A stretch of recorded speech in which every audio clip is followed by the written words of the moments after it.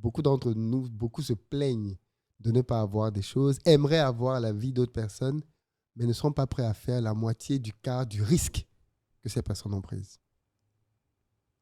Et moi, c'est une philosophie qui me drive dans tout ce que je fais. C'est pas que je vois pas les difficultés ou que je vois pas les problèmes. Non, non, non, non, non, non. Mais c'est pas ça qui me drive. Ce qui me drive, c'est qu'est-ce qui se passe si ça marche.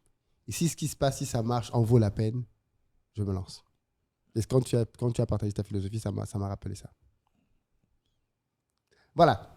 On arrive au terme. Qu'est-ce que tu en penses? Ben, moi, c'est super en tout cas. Et puis, je vais t'écouter, je buvais tes paroles là parce que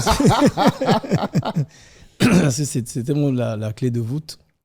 Ça, hein, cette peur qui est en fait de l'imagination négative. Et c'est vrai, souvent, je dis, on a peur de combien de choses dans notre vie, puis on est toujours vivant.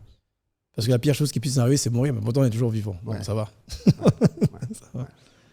Merci beaucoup d'avoir pris du temps de venir pour parler sur notre podcast, de ta vision, de ta manière de voir de l'argent. C'était important pour moi, pour un coach thérapeute qui a une vraie pensée philosophique sur l'argent et qui a un rapport dans une société capitaliste qu'il comprend avec un recul quand même, un détachement qui fait que l'argent n'est pas un maître, mais reste un serviteur. Merci beaucoup en tout cas, Guillaume, Merci. d'être venu nous voir. Merci à toi, merci beaucoup. Nous arrivons au terme de notre podcast avec Guillaume. J'espère que ça vous a plu, que vous avez appris énormément de choses de sa philosophie, de sa manière de voir les choses. En tout cas, moi, j'ai été très heureux de faire cette émission avec lui. J'ai beaucoup appris de cette philosophie-là. Qu'est-ce que vous pensez de ses arguments? Qu'est-ce que vous pensez de sa manière de concevoir l'argent, de son rapport à la réussite, au succès, mais aussi de l'impact derrière qu'il faut avoir derrière les choses que l'on fait et derrière la manière, même la perception qu'il a de comment on gagne de l'argent, comment on se met au service des gens, comment on écoute les besoins des gens et comment derrière on a en contrepartie de ça des gains. En tout cas, j'ai envie de vous entendre. Quelles sont les parties avec lesquelles vous avez peut-être été moins d'accord aussi? On est ouvert à ça. Vous nous dites tout ça dans les commentaires.